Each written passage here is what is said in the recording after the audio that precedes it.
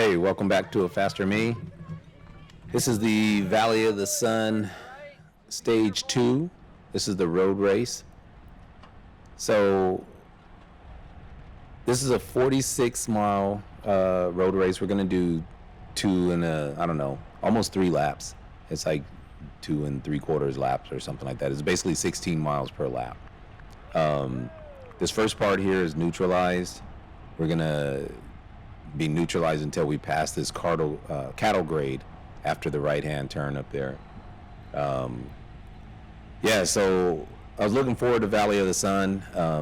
Unfortunately, when I was coming out here, or for the last couple months, I've been kind of sick and injured, either sick or injured for the last month and a half. And I knew I wasn't going to have the greatest fitness coming out here, but we had already signed up for the races. I got some teammates out here. We had already paid for the Airbnb, all that kind of stuff. So I said, okay, I'm going to come out, race for 3 days, kind of use it as a training camp and just, get my fitness where it needs to be in order to come back to California and start the season. However, on Friday, those plans kind of got derailed as, I have a heart condition and I end up going into AFib on Friday. When I was warming up for the TT, I started feeling it coming on. And then during the TT, I was in full-blown AFib. So I haven't had that issue for a while now. I think the last time that it actually happened like this in a race was 2 years ago at Rosina Ranch.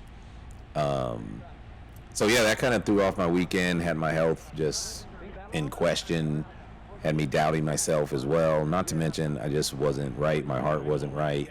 And if you have any heart issues or you deal with AFib, you kind of know after you have one of those issues or incidents, even when your heart kind of stabilizes, your body doesn't feel the same.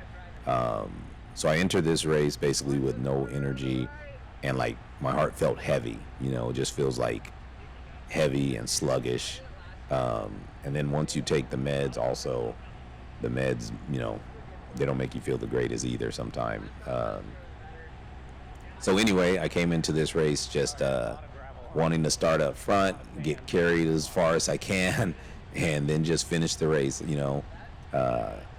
Like I said, I wasn't so confident and all that, and I'm not in the greatest health and fitness right now, but I was hoping that maybe I can make it to the crit, feel a little bit better, and then, in crits you can hide a little bit and sit in the draft, stuff like that. So there's the cattle grade, and from that point, after that point, it's kind of fair game now, and you can attack or do whatever you want to do.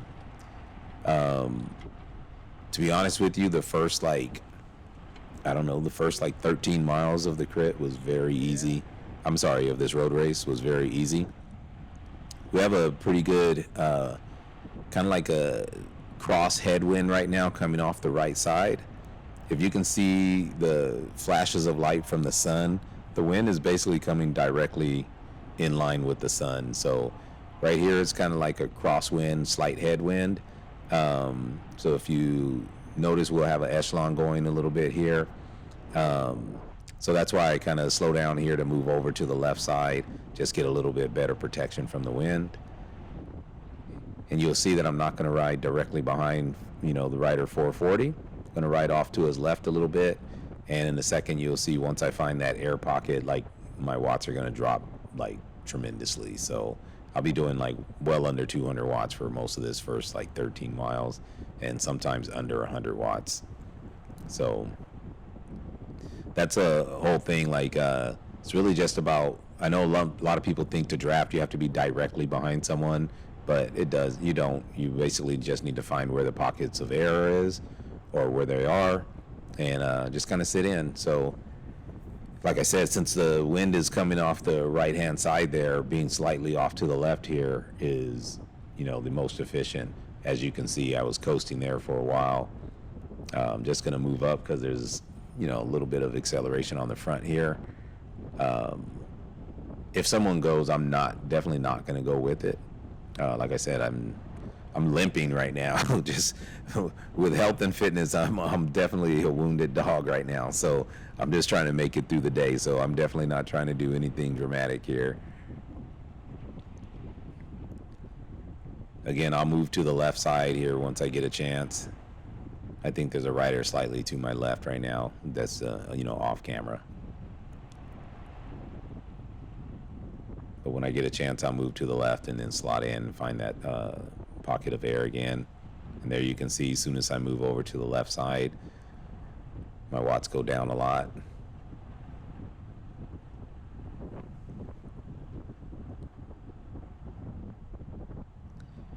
Yeah, so overall, you can see the map up to the top left up there. And overall, I think this is a very nice circuit. It's a very nice road race. It's pretty, I don't know if easy is the right word, because there is no such thing really as an easy course. Easy, it just depends on how hard the riders, the racers choose to race. But yeah, all these flat sections are pretty fast, and it makes drafting, a very big part of the race, which again, for someone like me that's not a climber and not a high FTP guy, it makes it a little easier to hide during these flat parts. So in that sense, it's an easy course, kind of just with one hard climb. Unfortunately, the climb is really fast. So again, for someone like me, that climb just taxes me and makes it hard for me to stay attached to the peloton. But as far as these rolling sections and the fast sections, that just makes it kind of like a crit feel, and it's just like, you're just drafting. So even if we were going harder, it still would have that same crit feel where you can just sit in the draft and kind of hide a little bit.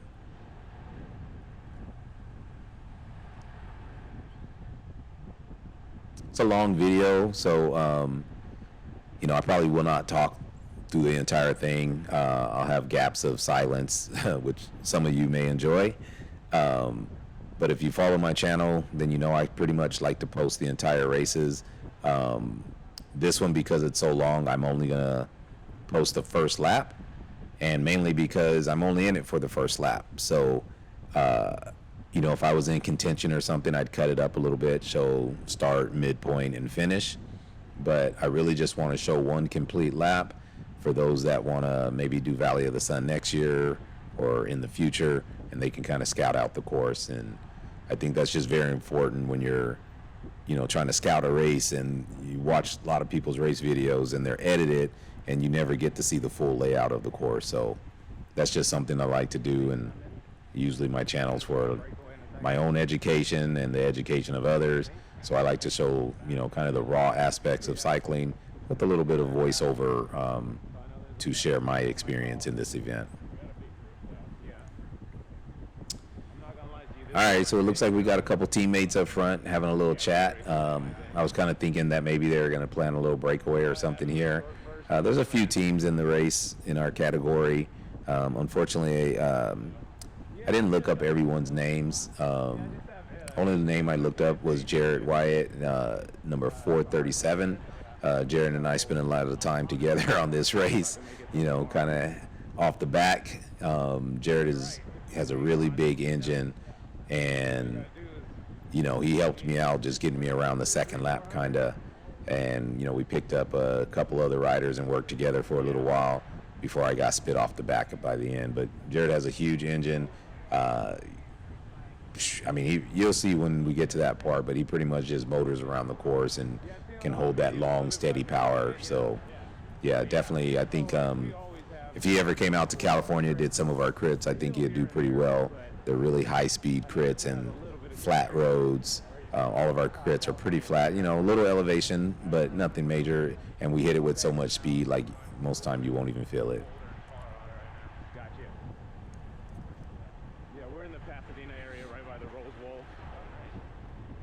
So again, like I said, with the watts, like you can see, this is a, pretty comfortable pace here. We're basically on an endurance ride. It's really calm. No one's attacked yet. No one's getting too antsy. And, I think being this is my first time on this road and during Valley of the Sun, I think people are just really waiting for their opportunity, for the climb, really, just to attack on the climb. Or on some of the more difficult parts of the course, which most of it's like this. But I think at the top up there where there's the 90-degree turn at the top of the course map on the left, I think that's a little spot where it gets a little more difficult just because you're directly into the wind and there's a little bit of false flat. And then obviously when it comes to the climb, that's going to be a little more difficult. This section is pretty fun here. As you can see, I'm not really pedaling too much. You know, you might have to get back into the draft, but you know, you can just sit and tuck here and just, you know, kind of tuck and cruise for a while. I mean, there's gonna be a little 20 seconds, 30 seconds before I even, you know, pedal again.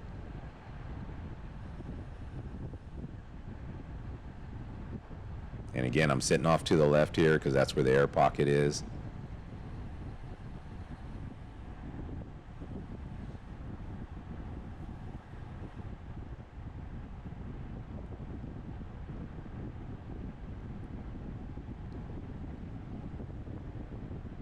So yeah, this is just kind of free speed here.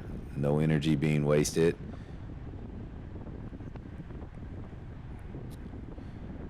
The only thing I kind of don't like is, you know, the riders in front of me here, they kind of move to the left side of the road. And I mean, it's cool, like if somebody slides up to the right because that still shields me from the wind. But the only thing, we have a center line rule here, so you can't go left of the double yellow or the dotted yellow there. So yeah, the more riders to my right, I kind of get boxed in a little bit. Just because we can't go past the line, but you know, the air, the free speed and pocket of air is to the left here, so I don't want to be on the right side of these guys.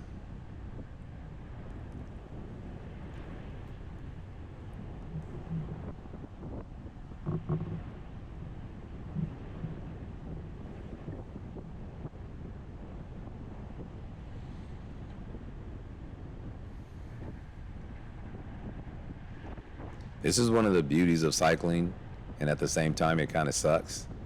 Because if you're out front pushing the wind, you know, you might be putting in a decent effort. But if you're here where I'm at, sitting in the draft in a little air pocket, you know, you're not really doing anything, but I'm going the same speed as the rest of the group, you know? And, you know, like the guy going off the front there now, yeah, I don't know exactly how much of an effort he's doing, but I know he's with us later. So I don't know if he's just thinking like maybe if I can get up the road a little bit and kind of sag climb.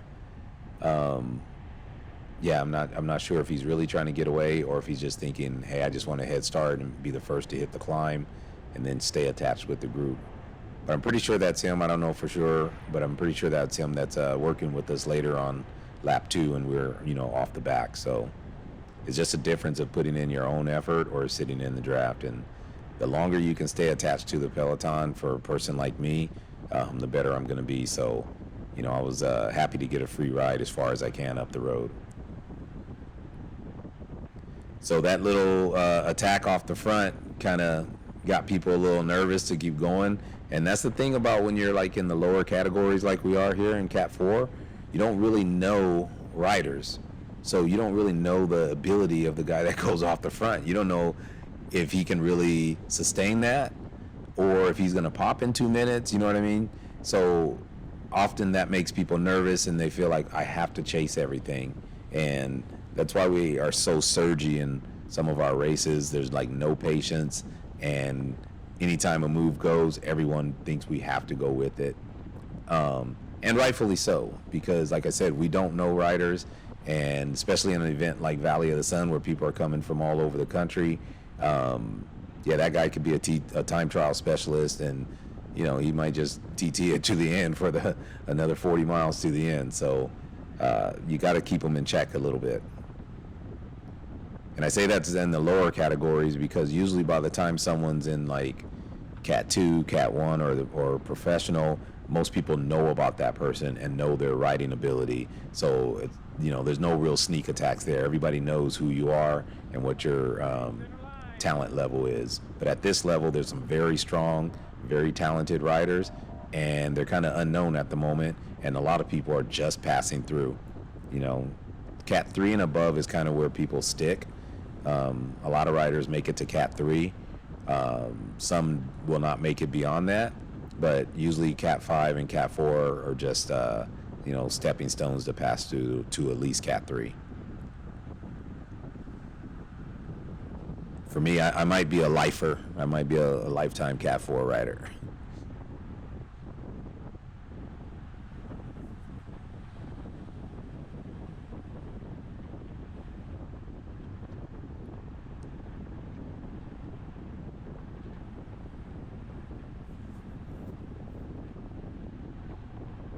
So yeah, since that little attack, I got shuffled back a little bit here. I think we have, I don't know, a little under, just under 50 riders in our group, and I'm definitely now towards the middle to back of the peloton, and yeah, I probably don't want to be here. Especially if I have any chance of staying, which I didn't think I did, but if I had any chance of staying with the group, given my current like fitness and health, I definitely would need to hit the climb like near the front, not near the back. Turns out I don't think it would have mattered either way. I'm just not healthy right now.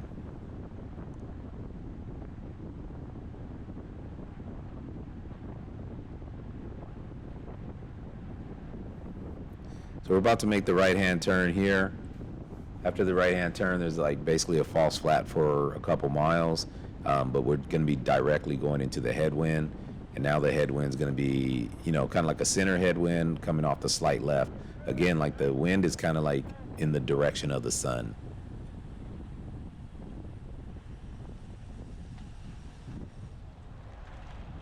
So yeah, now hard acceleration here. And then we're going to be, like I said, false flat directly into a headwind. So now it's the opposite of the road that we were just on. You get a little better protection being on the right side opposed to the left, and that's why I'm kind of migrating to this side. The only difference is there's a rumble strip on this road. You kind of can see it there, just to the right of the white line here.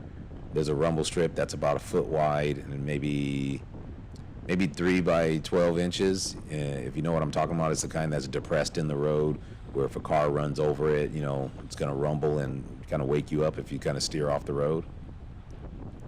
So over there where the rider is in the orange, that's actually a good spot to be. Like I said, because the wind is kind of a headwind coming from the slight left now.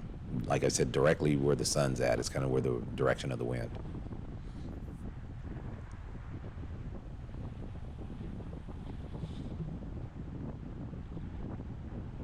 So we're all back together again now, and you can see the pace is kind of settling in now that there was no separation on the attack, and we're just kind of like all back together again.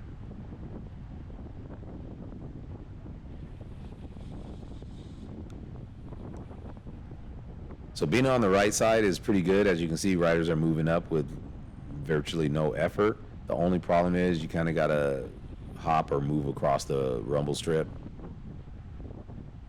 And it's pretty violent, for our small bicycle tires. It's pretty a deep rumble. I end up moving across it and kind of moving up, and as you can see, I'm not doing any watts to move up. I was virtually under 200 watts while I moved up.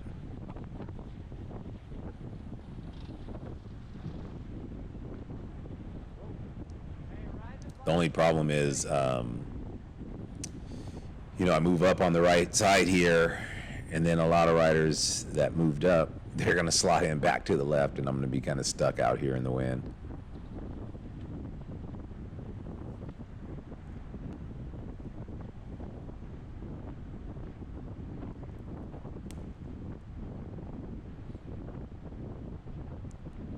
Yeah, but if you see, we're going almost 20 miles per hour. We're at 1%. And I was doing under 200 watts for a while. So, and I'm a skinny guy, but honestly, I'm not that light. I mean, I'm not heavy, but I think I came into this race at like maybe 175, maybe 180, somewhere in there. So as you can see now, I'm the only one on the right of the rumble strip. Even though I'm still getting decent protection from the wind because, like I said, it's coming slightly off the left now. But I definitely can't move up too many spots. I could, I guess. I guess I could put it in minimal effort because I'm only at 100 watts, or less than 100 watts, so.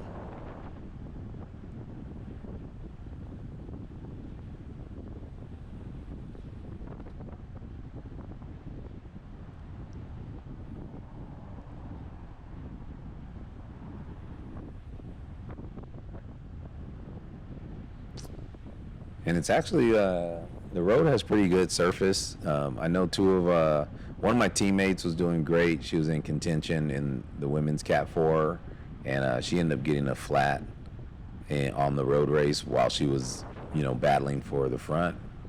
And on the last lap with, like a mile to go or whatever.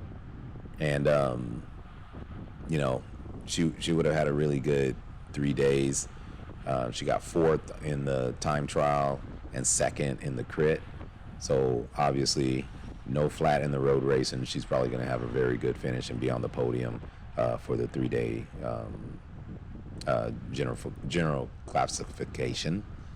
And then another friend, and that was Marlena Bemis, my teammate, and another friend, Melissa Haley. She ended up getting the flat same way, last lap, couple, a mile to go or whatever, and both of their tires were like shredded. It wasn't something you can fix. It was like big gaps where like the sealant or whatever wouldn't even hold in them.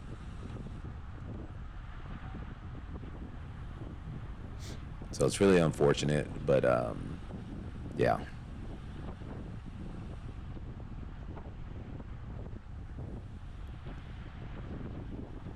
So yeah, we're probably a good 10 miles into the race now, and got another mile or so on this road before we make the right-hand turn up the climb. And as you can see, I'm still like super easy. This is still super easy start to the race. I'm probably averaging like 130 watts or something for this first 10 miles, maybe 150. I don't know, but definitely well under 200 watts for this first 10 miles.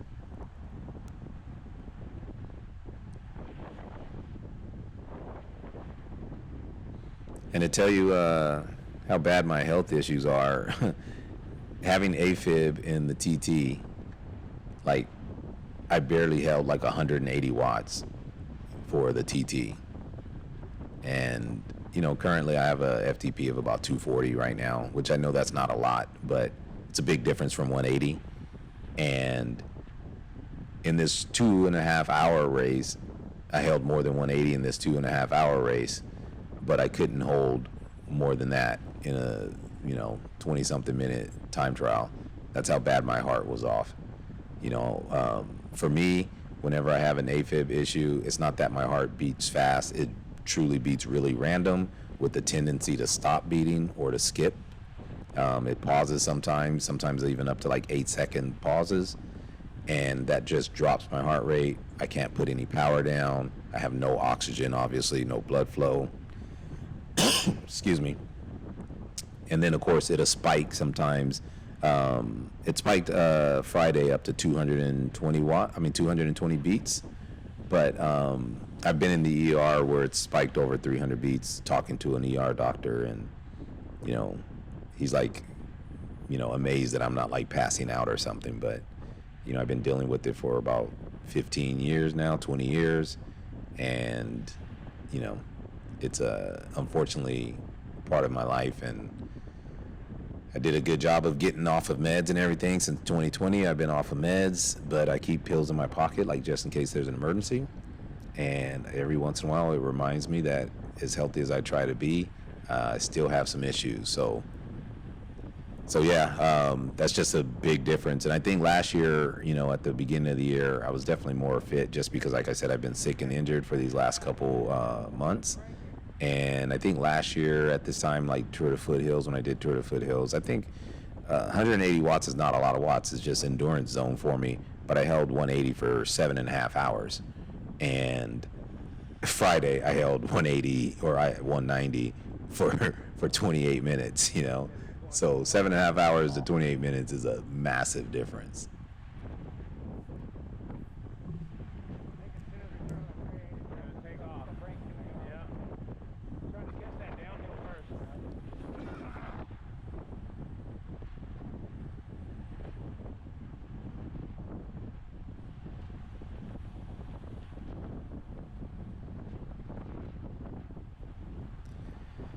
So now I know I'm like way further back than what I want to be. Like I said, especially coming into the climb, I need to be up further.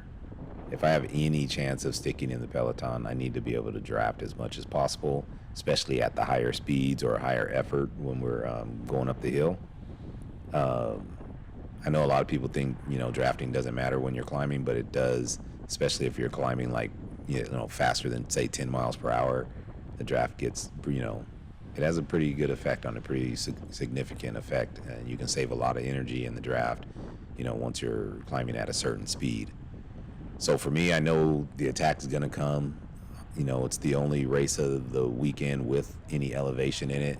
So all the guys that love to climb, all the high power to weight ratio guys, this is their day. So yeah, it's definitely going to get fast when the climb starts, and I need to find a way to move up a little bit. Again, we have centerline rules, so I can't go on the left side. The right side, I definitely could move up on. You got to jump the rumble strip or go across the rumble strip, then use a little effort to move up. But I also didn't want to put in too much energy knowing we're about to hit the climb, and I didn't want to be on the right side with the rumble strip while we're trying to make a right-hand turn, because I didn't get a chance to scout the road, so I do not know like what's up there. And as you see, one of the riders just rode through like all that sand, all the debris and everything from the road gets pushed to the side, so I didn't really want to be on the right side.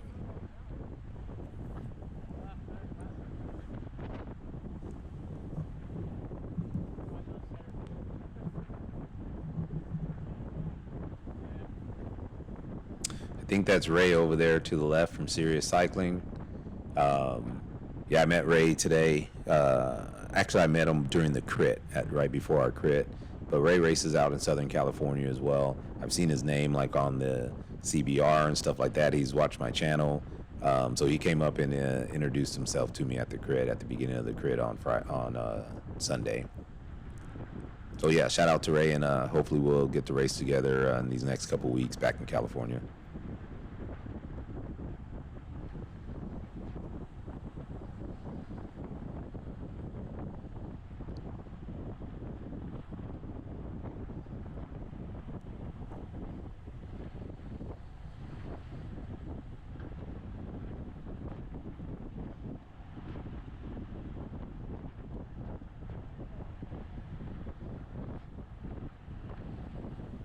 All right, so we should be just about to turn right, and once we turn right, that's going to start the road that the climb's on.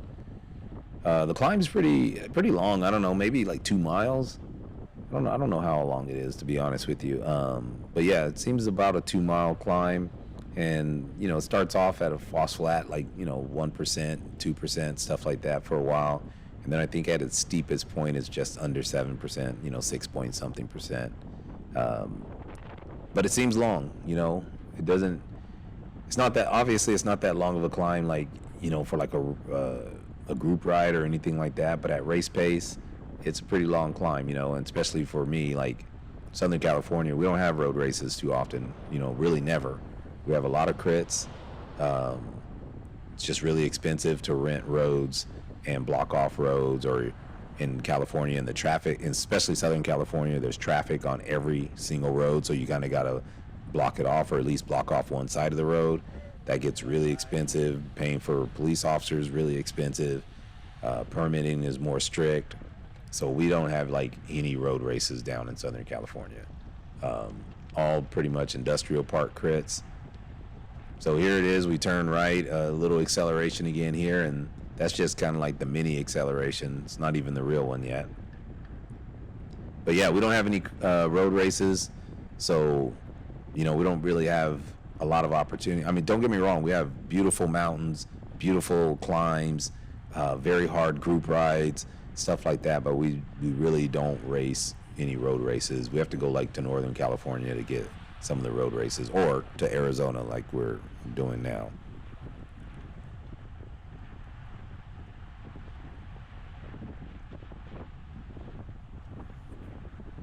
So yeah, if you can see the mountains in front of us, we don't have to climb the mountain, but we're gonna go like in a little valley between them. But it's still pretty, it's a pretty significant climb, and like I said, it's long and stretched out. And there, I was just pointing out. I think the guy on the left thought I was talking about him, but I was pointing out the guy 407 was just putting his water bottle back, and he swerved a little bit. It was no big deal or anything, but I think the guy on the left thought I was talking to him. But yeah. It happens. It's a race, and none of it's a big deal. We're just kind of talking and having fun. They shooting. Shot fired. And all that fun's about to go away in a second when life gets real. Climbing gets real in a second.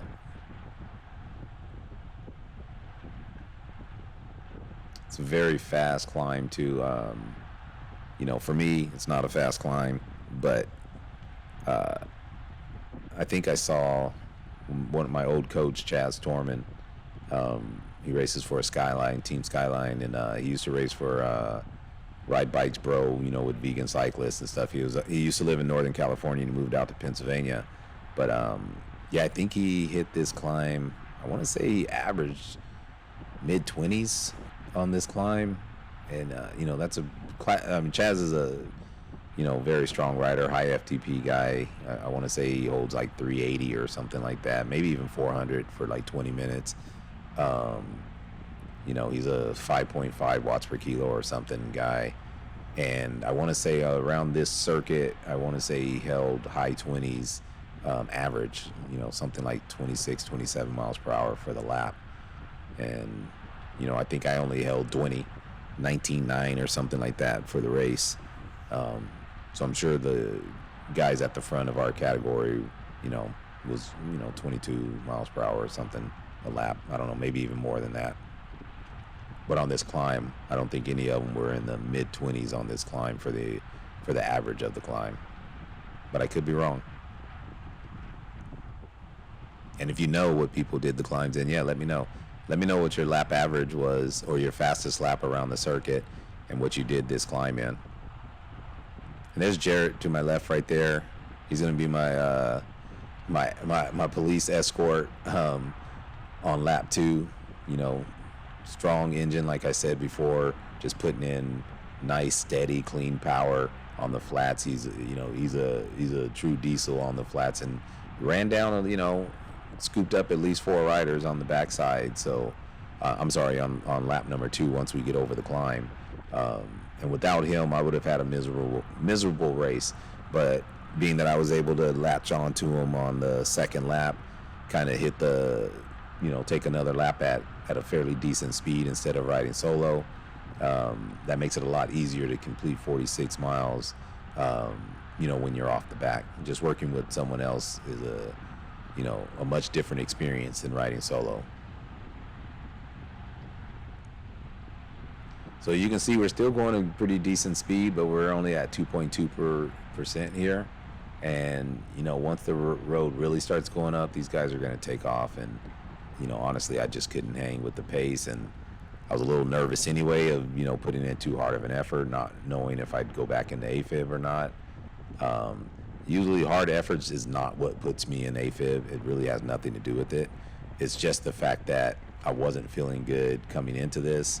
And yesterday I had a AFib episode, so it's not that this effort would put me into AFib, but any heart issue is scary. So honestly, I just didn't have confidence, and I didn't know how hard I wanted to push myself.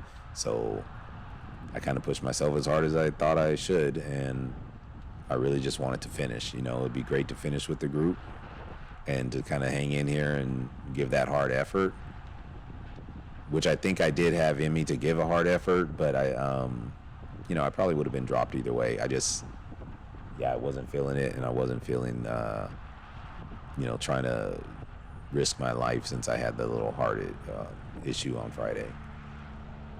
Especially I'm in Arizona. I got to still drive to California somehow. And my wife's out here with me. We have 4 bikes out here, all that kind of stuff. So yeah, gotta make it out of here in one piece.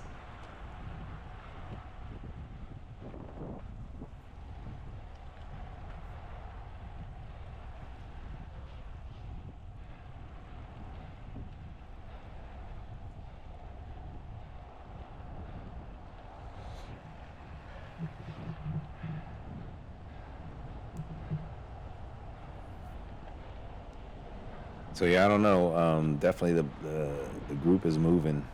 They're probably still hitting at least 20 miles per hour as I'm fading back here, and maybe not 20, but still, they're definitely moving at a very high pace. Like I said, I'm still putting in 250, 260 watts, and I'm only doing 13 miles per hour. So I probably need another 100 watts in me to stay with the group, at least 50 to 100 watts to stay with the group, and I definitely don't have that.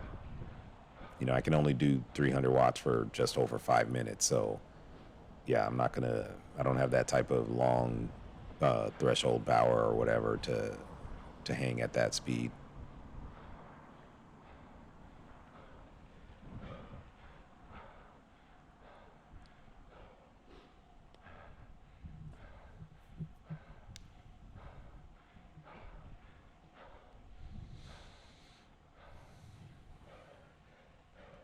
So like I said before, I'm only going to show one lap, and I just wanted one complete lap to make sure the future viewers get a chance to see the course.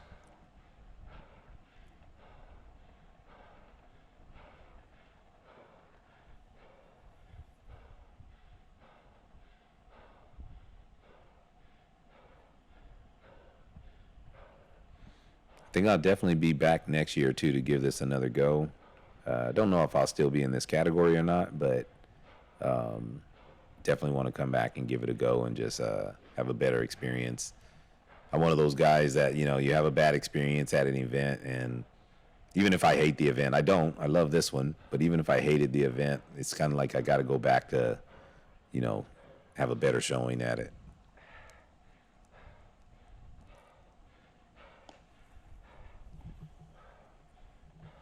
It's good to see too.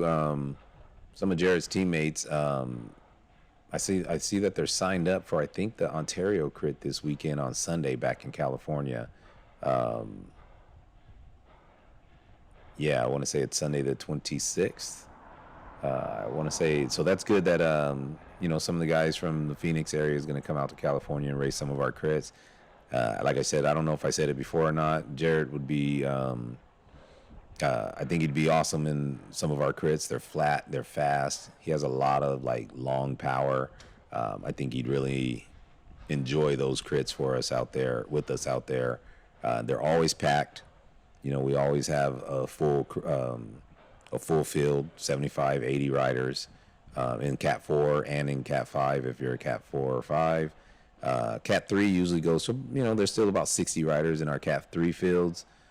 We do a 2-3 race and a P1-2-3 race. So in our P1-2-3, they always, they cap out at 125 or something, and they usually have about 100 riders in the P1-2-3. And then all of our Masters fields, they usually have at least 50 riders. So, I've heard that people say road racing is dead, but crit racing in Southern California is definitely not dead. It's very much alive.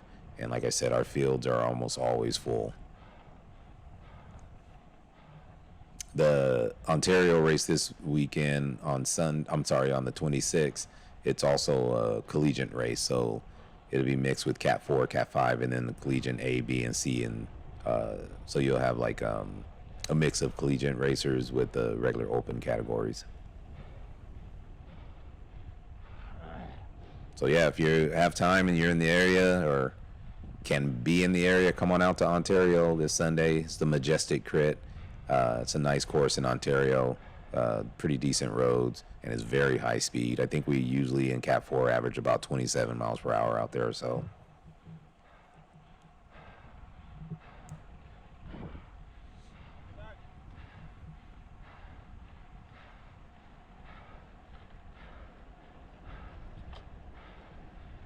I saw a shadow, so I think Mr. White is about to pass me now, putting in that good steady power. And I decided, hey, let's ride together, and I'll jump on. Like I said, I'm kind of toast and not in the greatest shape and a little unhealthy at the moment. So, I just communicate with Jared and say, hey, I'll try to spell you whenever I can, give you a little 1 minute, 30-second breather, something like that. But, I'm just hanging on. And he was okay with that. He said this is what he loves to do, is just put that long, steady power in. And he wasn't lying. He pretty much motored around the second lap, and like I said, we scooped up some other riders, formed a little chase group, tried to do some dynamic pace lining. But honestly, I just didn't have the the fitness or the energy, and I kind of fell off the back, just before the climb again.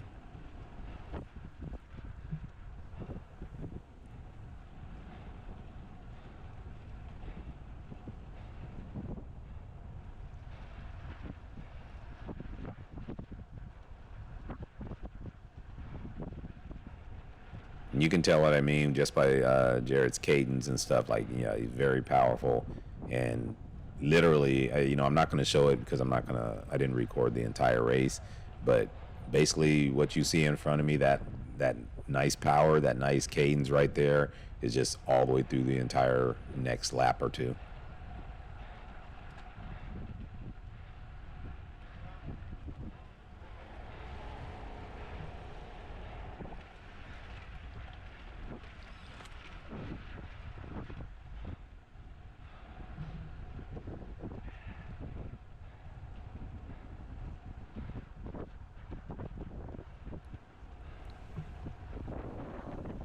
We're gonna get some good speed here. I think Jared's gonna have us going up to almost 37 miles per hour coming through here. I'm sure the peloton was going even faster. Just so many riders, they probably were over 40. I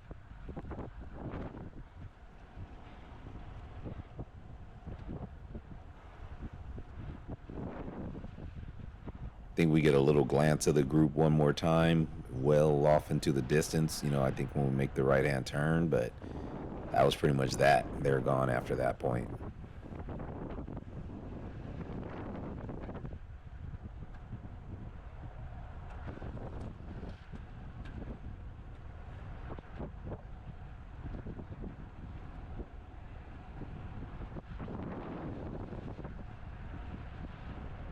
All right, he then shifted to a bigger gear, trying to get that big gear rolling, trying to get on top of it.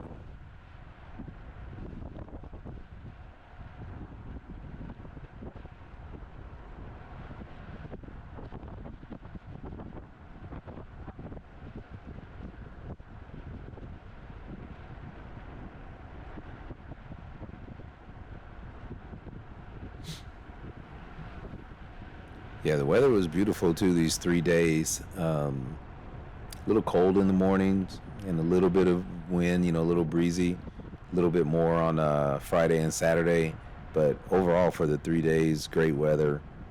Sunday was actually hot. I think it was only 74 or so, but when it's cold for so many days and then it hits 70, it feels like it's 90 degrees.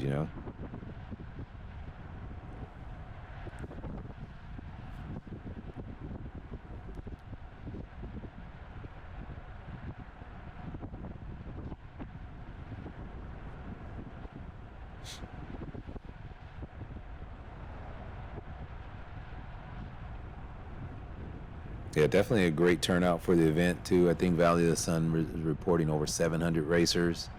Um, yeah, that's a pretty good turnout there. I'll definitely be back next year, hopefully with a better showing. And like I said, I don't know what category I'll be in, but definitely looking forward to it. And ended up buying a TT bike this year just to get involved with some more TTs. And I think in a year or so, my wife wants to start doing more triathlons. I don't know if I'll do any, but I'll definitely at least train with her.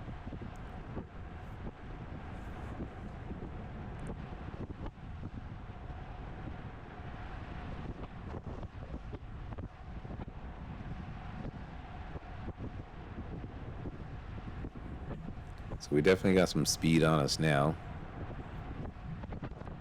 Obviously, it's 2% downhill, but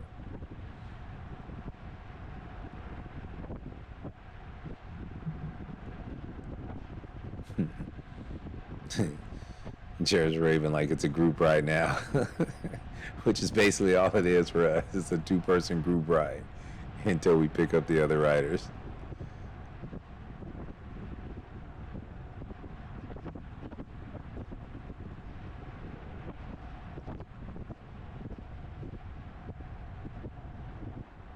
Wish I had my heart rate on this one, but for whatever reason it didn't pick up on the monitor, so I was kind of riding blind as far as heart rate, but it'd be interesting just to see what it was. See if it was stable or not through the whole race. Most of the time I can feel it if it's stable or not, but the heart is tricky and sometimes you can't feel it when it's skipping or when it's not beating properly. And every once in a while I'll catch it on the monitor. But unfortunately, you would think you can see it all the time on the monitor, but it's simply not the case. When your heart loses rhythm and is beating weak or whatever, sometimes the monitor can't even pick it up.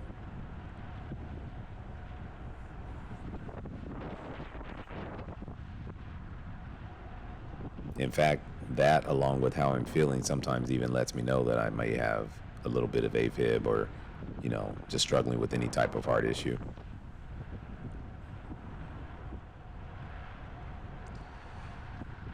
So I think we're going to be coming up to the kind of registration tent, kind of this front now.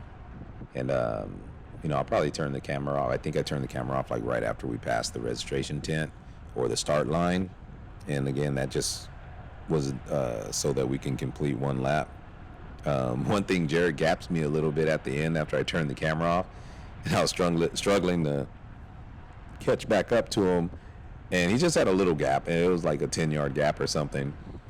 But I carried so much speed through that first turn. I was so out of control.